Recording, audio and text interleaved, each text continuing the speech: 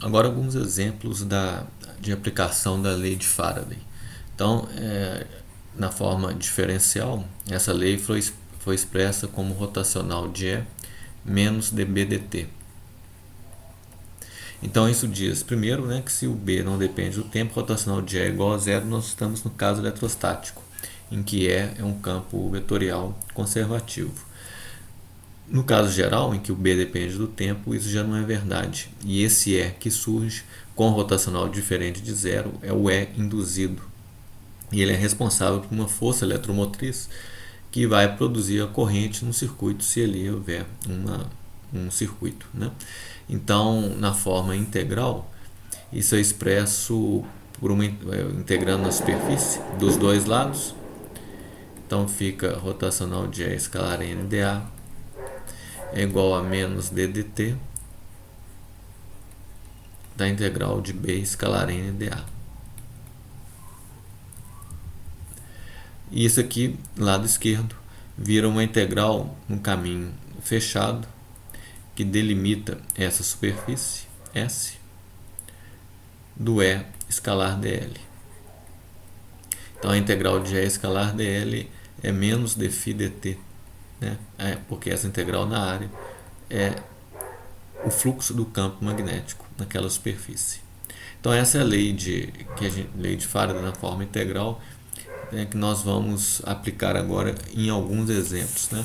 Um exemplo simples, mais direto, é o caso de uma região em que eu tenho um campo que eu vou fazê-lo variar no tempo.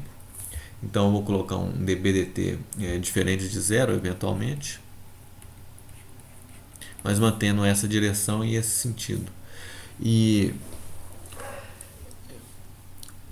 uma vez estabelecido esse campo variável, eu quero saber qual que é o campo elétrico induzido numa certa região do espaço, né? Então eu desenho uma espira para servir de caminho C, no qual eu faço essa integração que vai me dar o campo induzido.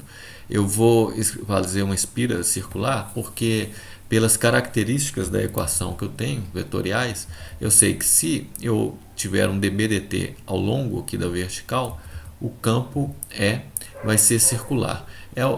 Pensando em analogia com a lei de Ampère, né?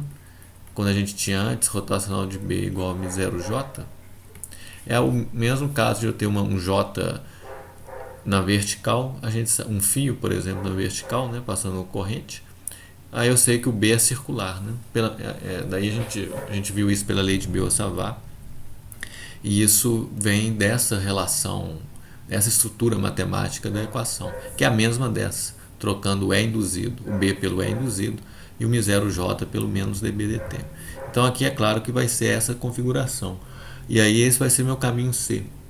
Então se vamos fazer a integral do E escalar dl, por simetria, o E vai ser o mesmo em todos os pontos da circunferência, e isso vai ser um E vezes 2πs. S, a partir de uma certa origem, é a coordenada radial. Por outro lado, menos ddt da integral do B escalar N dA vai ser a área, πs2, né, delimitada por esse caminho C que eu construí, e o B varia, né? Então essa variação do B fica contida aqui, vou pôr sinal menos, dB/dt. É nela que aparece a derivada temporal. Então, igualando os dois, eu tenho o campo, posso colocar como um vetor, vai ser proporcional a S, né? Porque eu tenho um S da esquerda, um S2 aqui, o π vai cortar, o 2 desce, então eu tenho menos S sobre 2 dB/dt na direção circunferencial, que é essa direção que eu tinha falado. O E então deve ser circular, porque o B é vertical, né? Então o rotacional do E vai ser paralelo ao dB/dt, né? Então essa é a razão do E ser circular.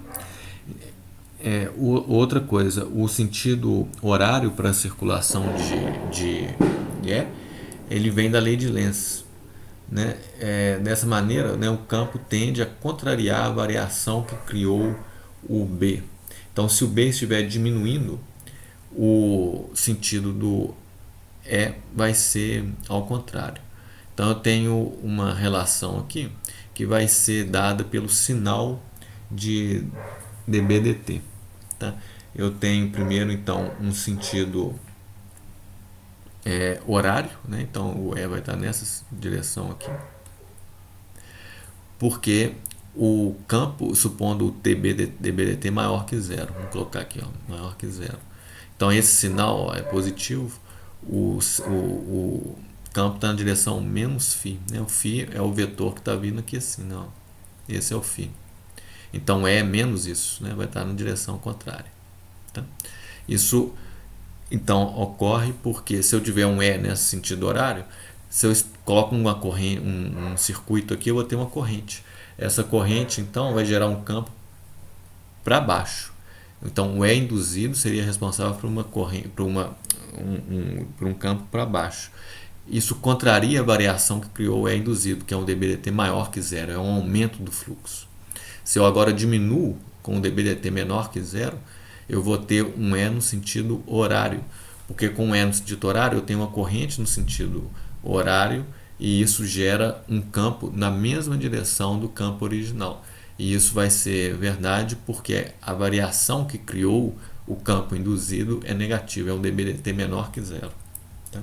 Então o E induzido está sempre contrariando a variação que o produziu. Um outro exemplo é um fio infinito, então, passando uma corrente I, e aqui eu tenho uma espira quadrada de lado A. Então e depois eu começo a andar com essa espira para cima com uma certa velocidade V constante. Então o problema aqui é o seguinte, olha, o B é o B da espira, da corrente do fio infinito, que a gente sabe ser μ0I sobre 2πs.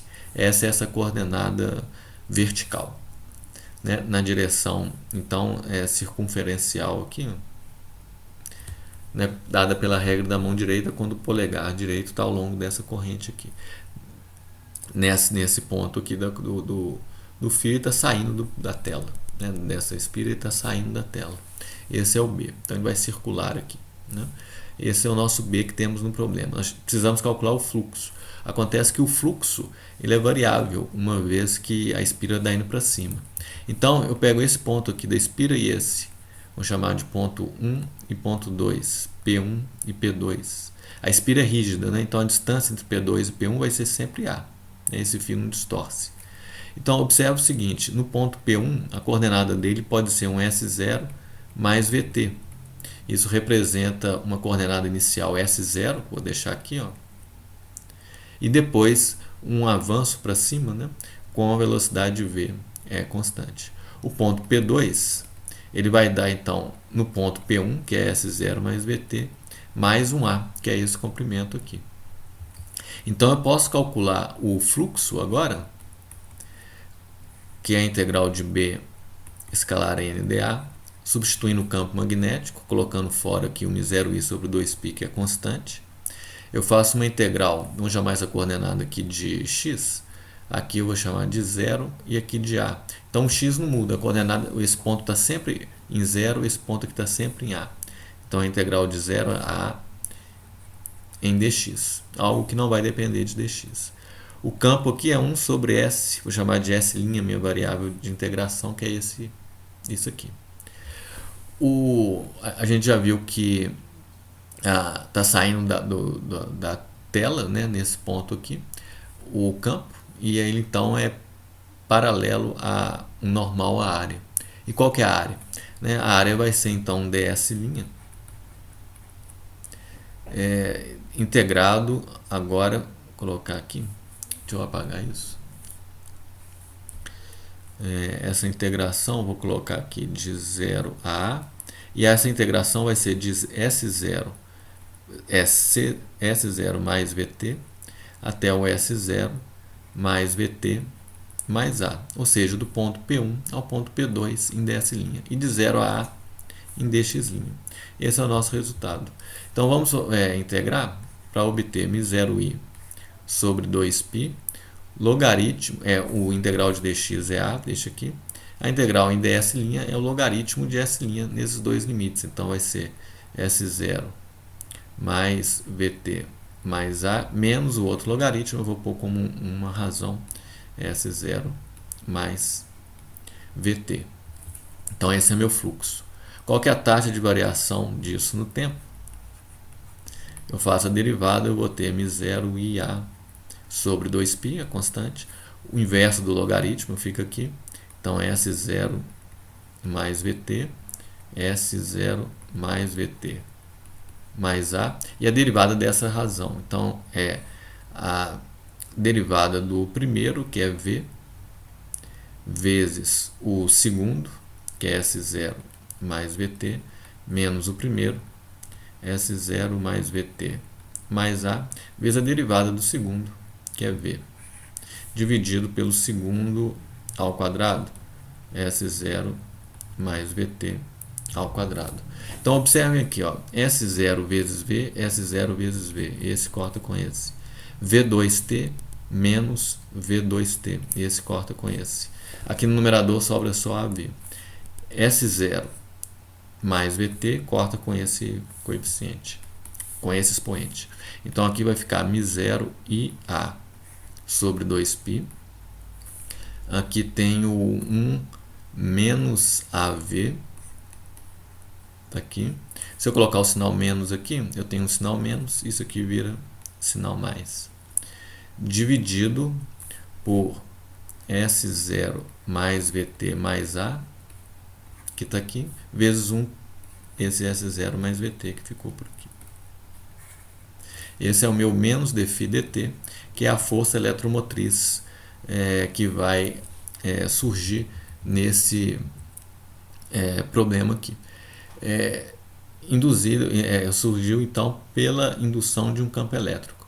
Se isso aqui for um fio, vai aparecer uma corrente aqui. Qual é a direção dessa corrente? Então observem que o fluxo está diminuindo, uma vez que a espira quadrada está se distanciando do fio. Então eu tenho que criar uma corrente que vai reforçar o campo. O campo aqui está saindo do papel, né? Está saindo da tela.